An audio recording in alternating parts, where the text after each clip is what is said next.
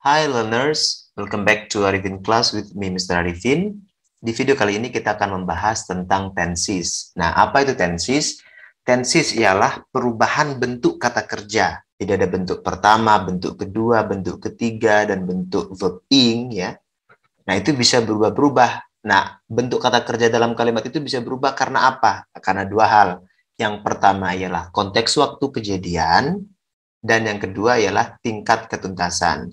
Jadi, kata kerja dalam kalimat itu bisa berubah-ubah bergantung kepada konteks waktu kejadian dalam kalimat tersebut dan juga tingkat ketuntasan dari aktivitas atau hal dalam kalimat tersebut.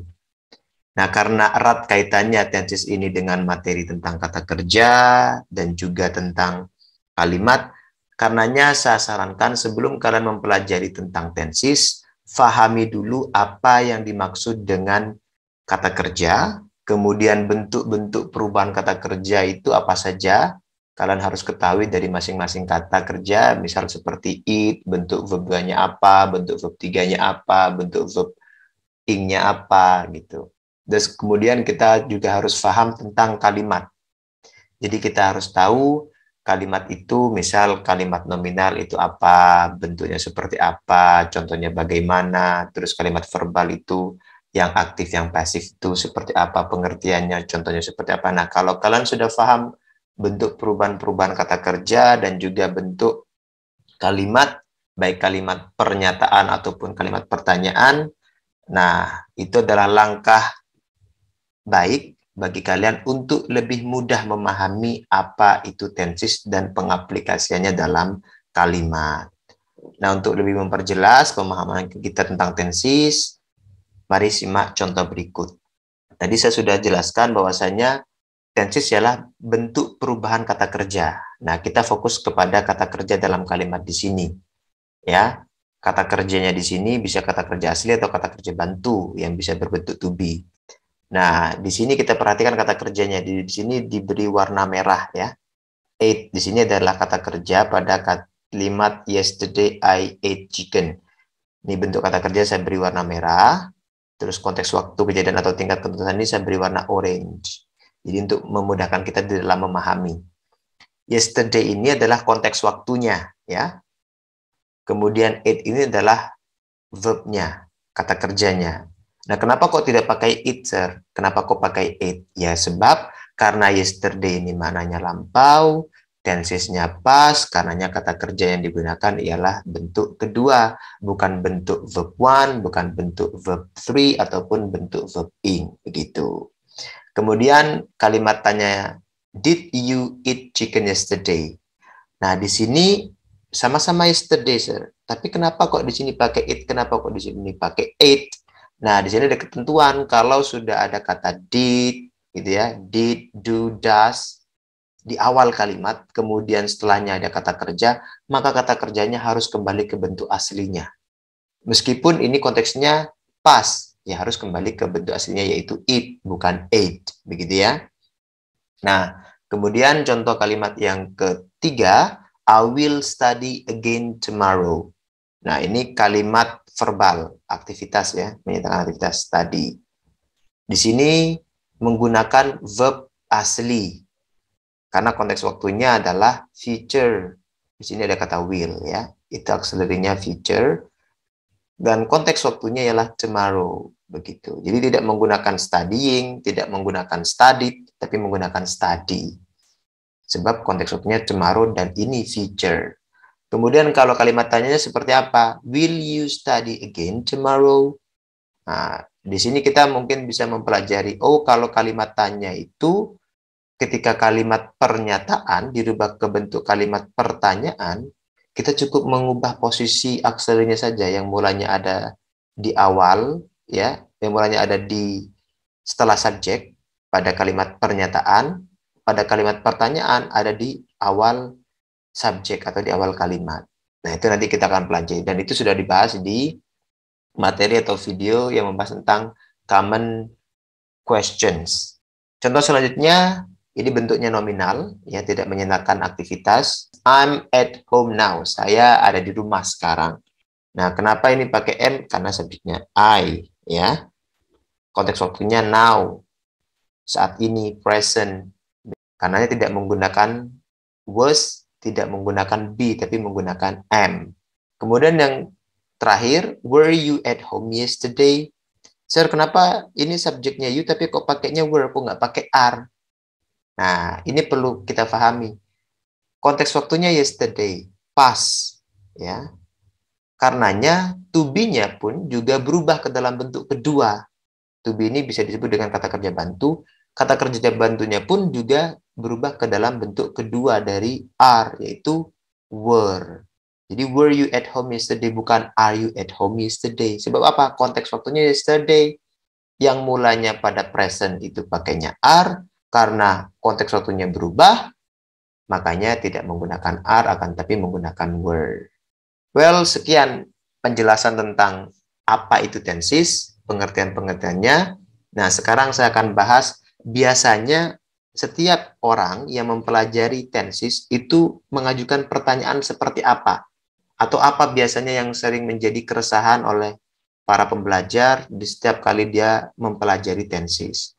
Nah, saya sudah merangkum beberapa pertanyaan dan saya akan bahas satu persatu ya. Nah, pertanyaan pertama, seringkali kita menemukan orang yang bertanya, pentingkah menguasai tenses? Kalau pertanyaan tersebut diajukan kepada saya, ya jawaban saya penting.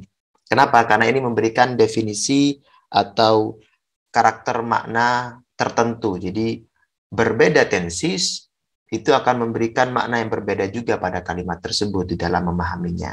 Begitu ya. Dan tentunya ini untuk memudahkan para pembelajar di dalam memahami setiap kalimat.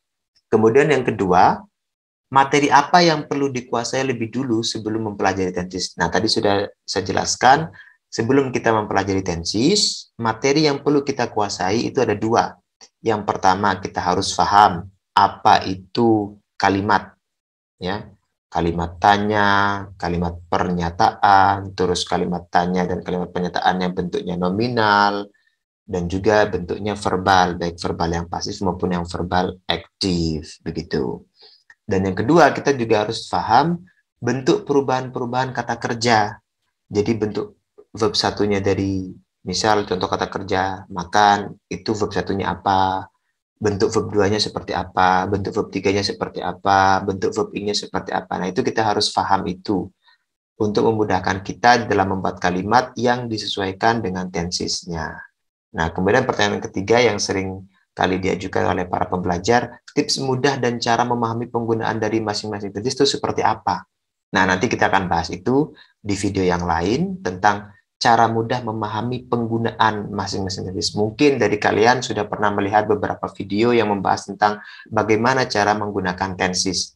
Nah, mungkin cara saya ini berbeda dari video-video yang pernah kalian tonton atau pengajar-pengajar lainnya yang memberikan materi tentang cara memahami tenses.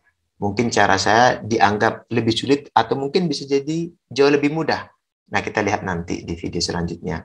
Kemudian pertanyaan yang selanjutnya, ini seringkali diajukan. 6 tenses yang pemula harus kuasai lebih dulu, itu apa saja?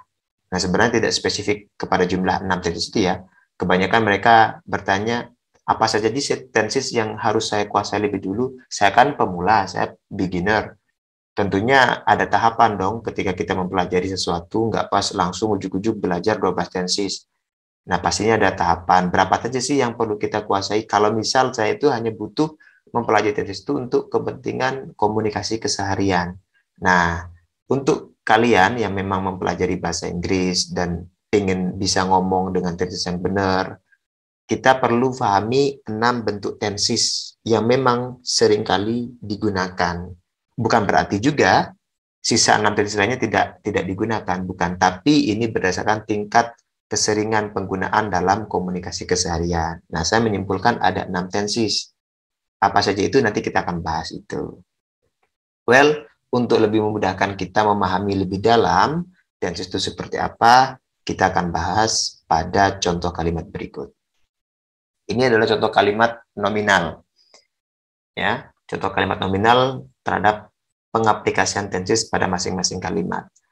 Nah, tenses itu kan perubahan bentuk kata kerja yang dipengaruhi oleh konteks waktu kejadian dan juga tingkat ketuntasan suatu hal atau aktivitas. Di sini saya beri warna orange untuk memudahkan kita di dalam memahami ini kenapa kok diberi warna oranye. Oh, ini maksudnya konteks waktu. Oh, ini maksudnya tingkat ketuntasan. Oh, ini maksudnya kata kerja. Itu maksud saya untuk memudahkan kalian di dalam memahami materi penjelasan saya dalam slide ini.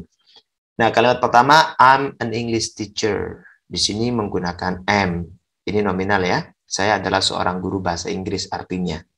Nah, kalau misal saya bilangnya saya pernah menjadi, maka tidak menggunakan am. Kenapa? Karena konteks maknanya berbeda. Pernah. Ya, konteks waktu maknanya itu berbeda. Pernah. Pernah jadi, pernah menjadi.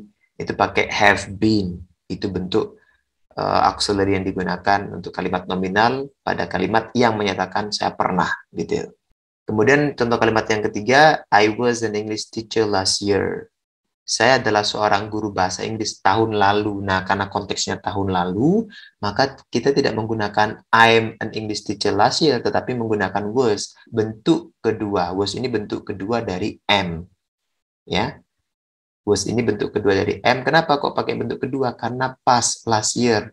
Past itu makna lampau dengan waktu yang spesifik. Maksudnya spesifik itu kayak last year, last week, minggu lalu, bulan lalu, tahun lalu, begitu ya. Semalam, kemarin pagi, tadi siang, itu spesifik. Waktunya spesifik. Itu lampau. Nah, kemudian, I will be an English teacher. Di sini sebenarnya kan kalimatnya menggunakan English teacher semua, tetapi kenapa kok to be-nya atau auxiliary-nya berbeda-beda?